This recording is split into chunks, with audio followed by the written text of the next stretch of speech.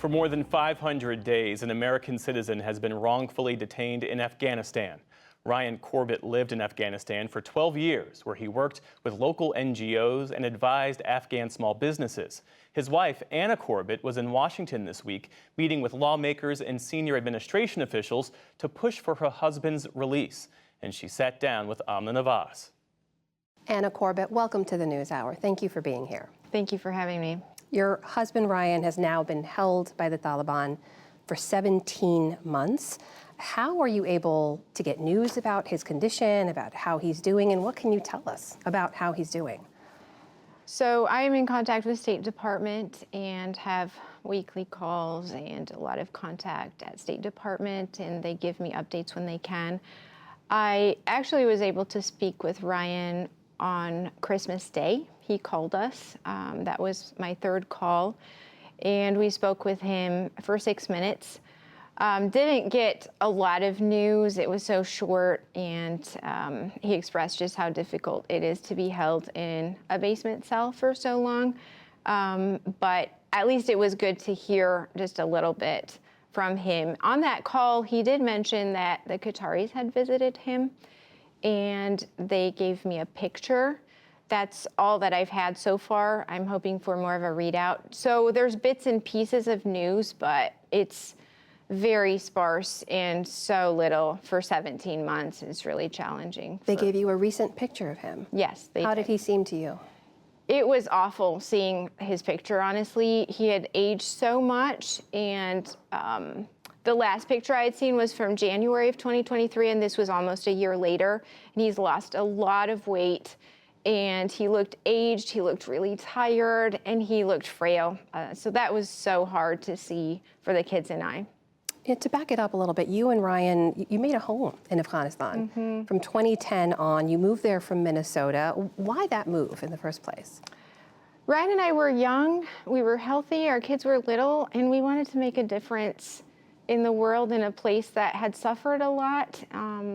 So Ryan became involved in NGO projects, and then he saw that he would have a bigger impact on Afghan families by helping them start their own businesses. So that was the purpose of his business. And so we wanted to make a difference, and we made a lot of friends. We loved Afghanistan, and our kids were little. My son was born there, and they adapted to a new place. It was an interesting life for sure, but we were thankful for the opportunities. You lived there for 12 years. You did evacuate when the U.S. withdrew in August of 2021, but Ryan made the decision to go back the next year, even as U.S. officials were telling Americans not to go. Why did he go back?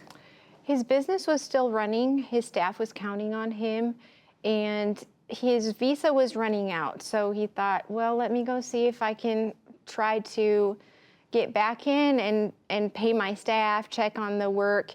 So he returned in January of 2022, and it was a very short trip. Everything went really smoothly. He was given a warm welcome. They said, we need your kind of business in the country, keep it going.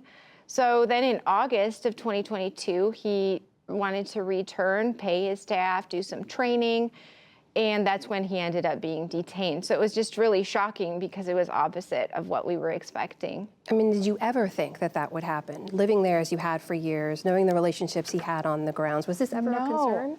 No, and Ryan knew the language. We had lived there. We had friends.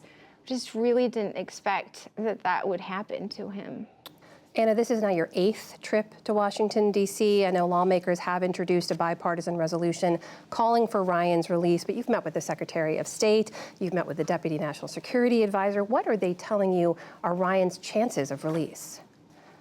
They're all telling me they're working really hard towards his release, and I appreciate State Department, congressmen, senators on the Hill, and at the White House. All of them are expressing how much they want Ryan home, but yet I'm 17 months in, 8 trips to Washington, D.C., with 3 children alone, and I'm really concerned that, is this really being prioritized or not? I have a meeting with Jake Sullivan, and I'm really looking forward to talking with him and hearing where things are at, because the situation is dire for Ryan. He's getting worse, and the winters are really difficult in Afghanistan, and the reports I've heard from other Western prisoners who were held with him are just really scary, with talking about fainting and discolored extremities. He's not doing well, and I'm really worried about the winter conditions. Last I heard, there was no heat.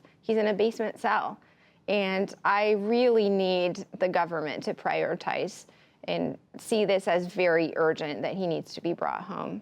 You and Ryan have 3 kids. How are they coping with all of this? It's really tough. I'm so proud of them. I know Ryan would be so proud of them. They're amazing, but it's so hard for them to focus on their studies. My daughter's a senior in high school, and I'm trying to teach my daughter to drive. I mean, that's just really challenging, even when life is going well. And my son is in basketball. His dad has never watched him play. It's really tough.